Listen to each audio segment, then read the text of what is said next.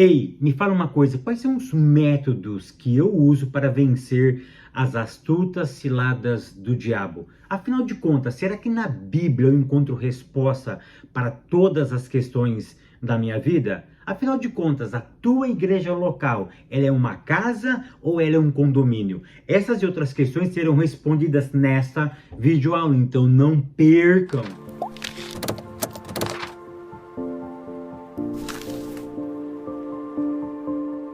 A paz, queridos, que bom estarmos aqui novamente no nosso programa semanal da Escola Bíblica Dominical e hoje para fazermos o encerramento do terceiro trimestre de 2022. Para quem não me conhece, eu sou o pastor Fábio Segantin. Se você é novo aqui no nosso canal, não perca essa oportunidade, porque aqui do lado tem um botãozinho vermelho, clica nele, se inscreva, porque toda semana tem um vídeo novo aqui. Se você for um inscrito, o YouTube vai lhe avisar quando eu postar um vídeo novo neste canal. E não esqueça também de curtir esse vídeo, de deixar o seu comentário e de compartilhar, porque isso é muito importante. Olha, curta, comenta, ó, eu leio todos os comentários, hein?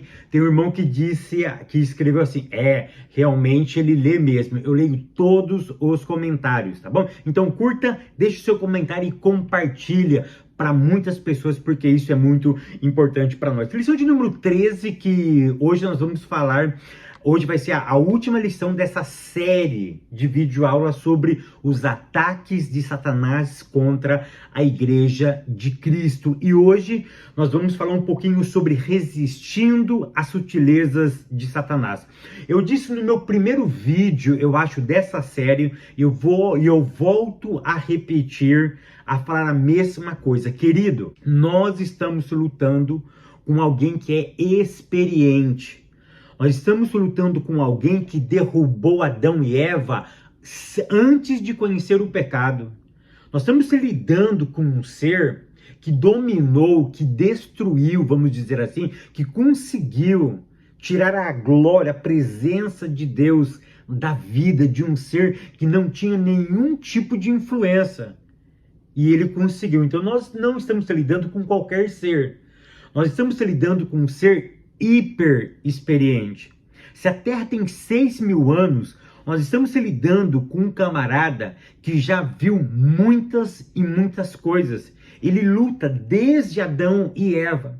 Então não vai ser nós, tá, que vamos ser capazes, tá, sozinhos de enfrentar e ser vitorioso. É por isso que nós precisamos da ajuda do Espírito Santo de Deus. Mas uma novidade que nós temos, tá? Isso não é novidade, mas é um alerta que eu posso resisti-lo. Não com as minhas próprias forças, mas com a ajuda da palavra de Deus. Então, com a Bíblia Sagrada, lendo ela, nós encontramos métodos, nós encontramos táticas, ferramentas disponível a nós, igreja, para lutar contra esse personagem. Então, nessa luta, nós não estamos sozinhos. O Espírito Santo está conosco. A Bíblia nos dá orientações preciosas, tá, acerca deste ser. Queridos, eu quero mandar um parabéns para o o nome dele é difícil, Clé Iverson, tá? Ele pediu para mim, pastor, eu vou fazer aniversário, manda um parabéns, parabéns, que o Eterno continue realmente abençoando a sua vida, tá bom? Vamos lá, a leitura bíblica em classe se encontra no livro de Tiago, capítulo 4, do verso 4 até o verso de número 10. Tópico 1, comprometimento com uma vida centrada em Cristo. Então, a minha pergunta é, qual é o método que eu venço o maligno? Qual é a ferramenta? Vamos usar a palavra método, tá bom? Nessa aula aqui, nós temos basicamente 4 formas, tá?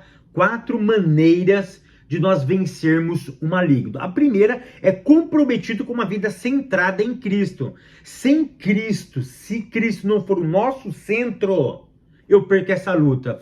É aí que vem o ponto 1. Ponto 1, Cristo, o Salvador, tá? Então, olha que interessante, como que eu vou vencendo o maligno? Se eu ter Cristo como meu Salvador. A ideia aqui é Cristo ser o nosso Salvador. Então, olha que interessante, não basta eu pregar Cristo. Eu preciso saber como pregar e como acreditar em Cristo.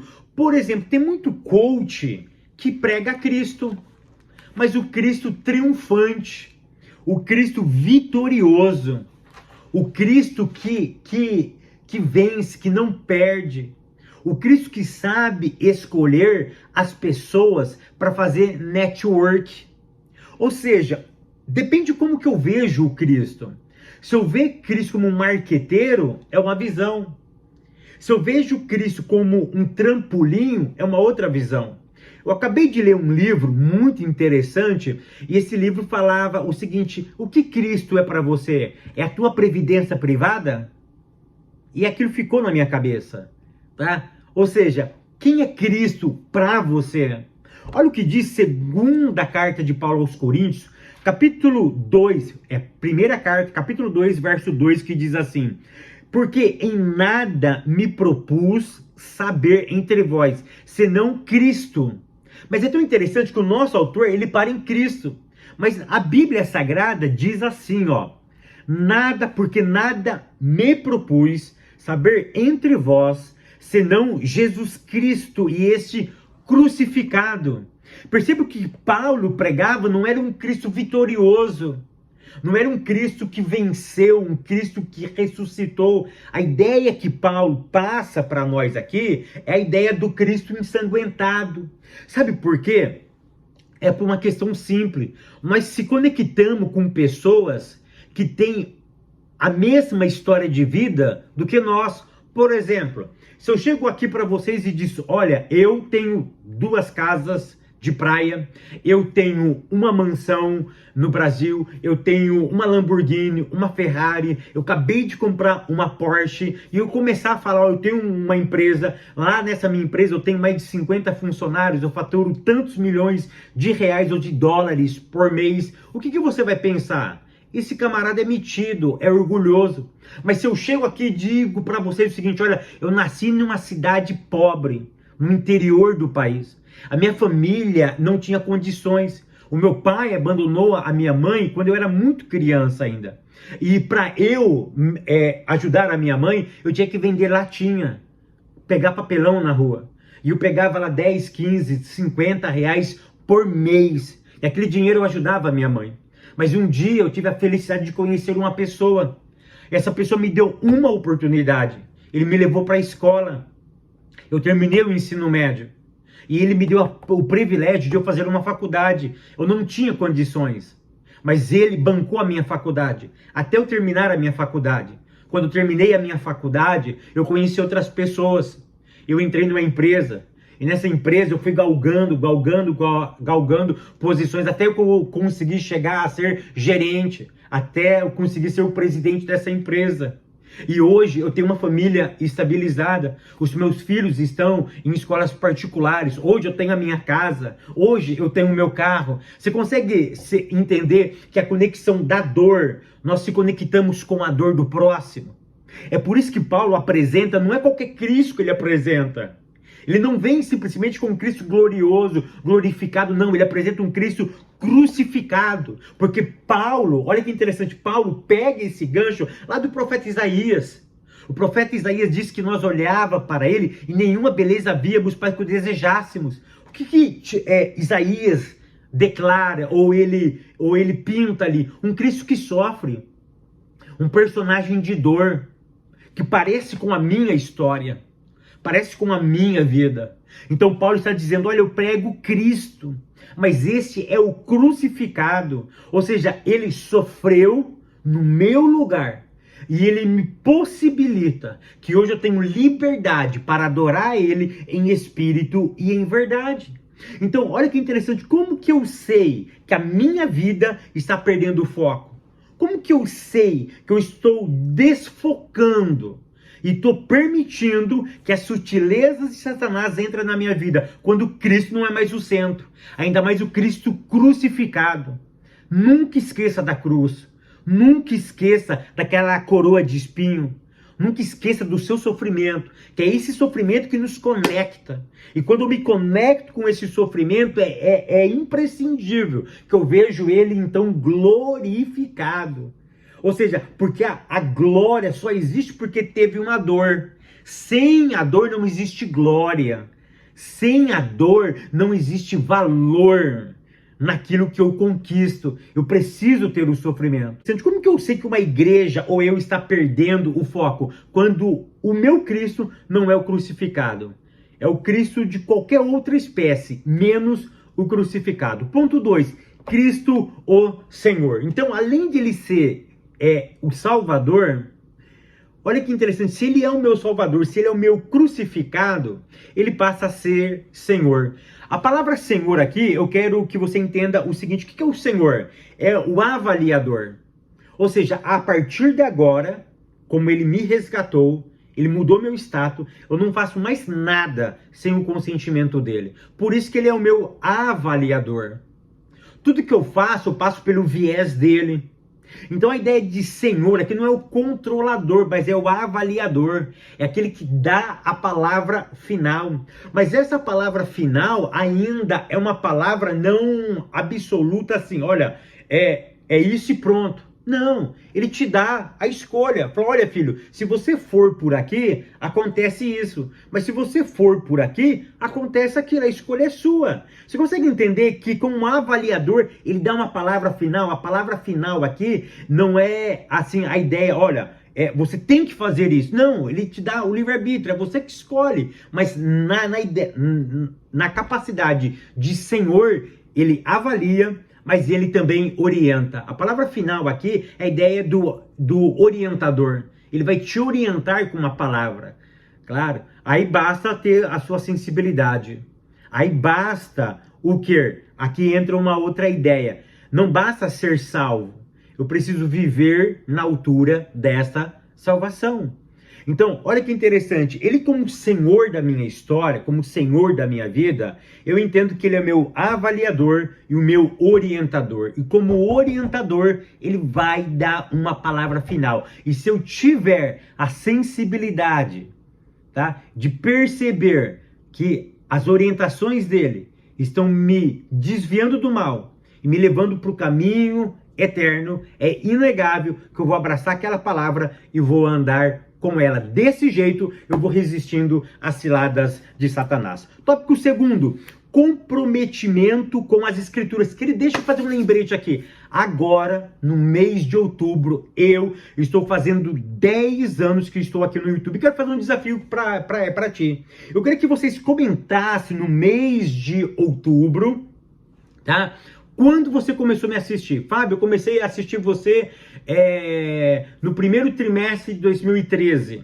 Tá? Eu lembro que eu comecei em 2012, no quarto trimestre de 2012, sobre os profetas menores. Tá? Então eu gostaria que você escrevesse aqui, Fábio, eu comecei a acompanhar você tal época. E eu gostaria de saber quem assistiu a minha primeira videoaula. Se você teve essa oportunidade, escreva aqui, Fábio, eu assisti a primeira, a segunda, a terceira, eu acompanho você desde 2020, 2015, 2013, 2012. Eu queria saber isso daqui, tá bom? Então eu vou completar agora 10 anos. Que coisa maravilhosa, 10 anos, tá bom? E você faz parte disso daqui, tá bom? Tópico 2, comprometimento com as escrituras. Ponto 1, a Bíblia, a revelação de Deus. Querido, presta atenção. Tudo que eu preciso está na Bíblia. Por quê? Porque ela é a revelação. Se ela é revelação, tudo que eu preciso está nela. Por exemplo, área financeira está na Bíblia. Sim. Eu posso dar uma aula de finanças dentro da Bíblia. Família está na Bíblia. Convivência com pessoas está na Bíblia. Como cuidar de uma empresa está na Bíblia. Como ser político ou atuar na política está na Bíblia. Como ser um exemplo profissional está na Bíblia. Como ser um patrão está na Bíblia. Tudo está na Bíblia. Como ser um bom esposo, uma boa esposa, um bom filho. Como ser um profissional de qualidade. Está na Bíblia. Tudo que você precisa está na Bíblia. Por isso que ela é a revelação de Deus. Ponto 2, a Bíblia, regra de fé e conduta. Presta atenção, se você não acredita que ela é a tua revelação, é claro que você não vai andar por ela. Ou seja, ela só se torna regra de fé e prática, regra de fé e conduta, se eu acredito que ela é a revelação para tudo que eu preciso. Se ela é a revelação de tudo que eu preciso, então todas as minhas coisas, por exemplo, finanças, família, sociedade, ecologia, empresa, network, área profissional, tudo está nas Sagradas Escrituras. Então você precisa entender isso, tá bom? Que a Bíblia, como regra de fé, ela guia. Uma outra coisa que eu quero enfatizar aqui é o seguinte: a Bíblia, sendo regra de fé e prática, ou regra de fé e conduta, ela guia. Ela é a única autoridade que guia a igreja. Nada pode guiar a igreja fora das Escrituras. Fabio, uma profecia pode guiar a igreja? Não. Não. Então você não acredita? Claro que eu acredito. Mas ela não pode guiar a igreja. Tá? Profecia não guia a igreja. Revelação não guia a igreja. É claro que o líder pode ter uma revelação, mas essa revelação é para um momento específico que está passando, não como um norte da igreja. Ele sonhou que Cristo estava pedindo, por exemplo, ele teve um sonho, que nesse sonho ele viu uma laranja, e que cada laranja era R$10. E aí ele vai para o púlpito e diz que teve uma revelação, que Deus, ele dá uma laranja para cada pessoa, e cada pessoa vai abrir aquela laranja, e quanta semente tiver, ele vai ter que tirar R$10. Se tiver 100, ele tem que pegar 10 vezes 100. Ah, a minha laranja tem 5 sementes, então você tem que dar R$50 para a igreja. Pera aí, isso não é um guia da igreja. Não serve isso como doutrina. Então temos que tomar muito cuidado com isso, tá bom? Então por isso que aquilo que guia a igreja e a nossa vida não é basicamente uma profecia, uma revelação, mas sim a palavra de Deus. Tópico 3, comprometidos com uma vida cheia do Espírito. Como que você vence um maligno? Primeiro, Cristo sendo o centro. Segundo, comprometido com as Escrituras. Se você é comprometido com a Bíblia Sagrada, o inimigo bate em retirada. Terceira forma de você vencer o maligno, comprometido com uma vida cheia do Espírito. Ponto 1, o Espírito Santo no plano da redenção. Olha que interessante, o Espírito Santo começa a agir na nossa vida antes de nós entregar a nossa vida para Ele, para Cristo. Tá? Por quê? Antes de nós termos um encontro, Ele convence. Então olha que interessante, o Espírito Santo na salvação, primeiro ele age antes de nos salvar. Como? Convencendo o homem do pecado, da justiça e do juízo. Então a primeira coisa que ele faz é convencer. Segundo, depois que ele te convenceu, ele vai te conduzir. Te conduzir a quem? A presença de Cristo. Olha o que Cristo disse. Cristo disse o seguinte, olha, eu vou para o Pai, porque se eu não for, ele não vai vir. E quando ele vier, ele quem? O Espírito Santo. Olha a função do Espírito. Tá? Ele vai ensinar ou lembrar tudo aquilo que eu já falei para vocês. E ele vai guiar vocês até mim. Então olha que interessante, o Espírito Santo convence. Segundo, ele conduz a quem? A Cristo. É o Espírito Santo que conduz nós a Cristo. E depois que ele apresenta nós para Cristo, é interessante. Tá? Olha que interessante, Jesus está aqui e eu estou aqui. Mas por detrás de mim está quem? O Espírito Santo. O Espírito Santo é tão interessante, é como se ele estivesse apresentando um casal de namorados. Tá? Porque a ideia é noivo e noiva. Ele está apresentando uma noiva para o noivo. Está aqui, ó. Eu consegui mais uma noiva. Tá? Olha aqui, ó. Mais um que vai se unir a você. Ou seja, aí depois que ele apresenta e eu estou convencido e agora eu aceito ele como meu noivo, como meu senhor da minha história, ele agora vai guiar a minha vida. Mas guiar como? Através das Sagradas Escrituras. Então o Espírito Santo ele convence, conduz e ele guia nós. Mas como que o Espírito Santo vai nos guiar? Sempre através da palavra de Deus. Ponto 2, a vida cheia do Espírito. Fábio, como que eu tenho uma vida cheia do Espírito Santo? No mínimo, uma junção de 3 coisas: oração, comunhão com pessoas e lendo a palavra sagrada, a Bíblia Sagrada. Fábio, se eu só orar, eu vou ser cheio do Espírito Santo? Não. Porque a oração precisa ter comunhão com pessoas. Porque não adianta você ser um crente bitolado, um monástico, uma pessoa, um ermitão, que vai para o monte e se isola de tudo e de todos. Não, você tem que orar, mas você tem que viver em comunhão. Porque Paulo diz que é na comunhão que Deus trabalha. É na comunhão que Deus se manifesta. Ele usa a expressão multiforme sabedoria de Deus. Por isso que é indispensável a união entre pessoas. Estar conectado com pessoas. Daqui um pouco eu vou comentar sobre culto online aqui, tá bom? Que muitos de vocês deixaram comentários lá aqui no nosso canal, tá bom? E como que eu sou cheio do Espírito Santo? Através da palavra. Querido, não tem jeito de eu me divorciar da palavra. E se eu ler só a Bíblia, Fábio, e não orar, você não vai ser cheio do Espírito. Então, é uma junção. Oração, comunhão com pessoas e leitura e prática das Sagradas Escrituras. Tópico 3º, ou tópico 4º, tá? É comprometidos com a igreja local. Querido, presta atenção no que eu vou te dizer. Como que eu venço o maligno, tá? Indo somente para a igreja? Muito cuidado, tá? Cuidado, aqui, Fábio, então você não quer? Não estou falando isso. Eu concordo com tudo isso que o autor está querendo dizer. Eu concordo plenamente com isso, tá? Eu vou muito mais além ainda do que ele. Vou muito mais além. Mas cuidado, para você não se tornar um religioso. Apenas um frequentador de culto, de reuniões. Cuidado para você não ser, simplesmente entrar num movimento. Você tem muito movimento. Você tem muitas tarefas na igreja. Tem muito movimento, mas pouco crescimento. Cuidado, cuidado, cuidado, que os seus afazeres pode tirar a tua espiritualidade. Lembra, religiosidade e espiritualidade, cuidado, que os afazeres pode te roubar, tá? A tua verdadeira espiritualidade. Cuidado, tá bom? Ponto 1, a igreja como corpo de Cristo. Aqui eu quero definir 2 coisas que vocês já sabem. Primeiro, o que é a igreja? É o corpo místico, aquilo que eu não vejo, tá? Aquilo que eu não vejo. É a união de várias pessoas que eu não vejo que formam o corpo de Cristo. A segunda ideia, esse pessoal que eu não vejo, que eu não consigo identificar, esse é a igreja, esse não é. Esse é e esse não é. Eles estão reunidos em um local.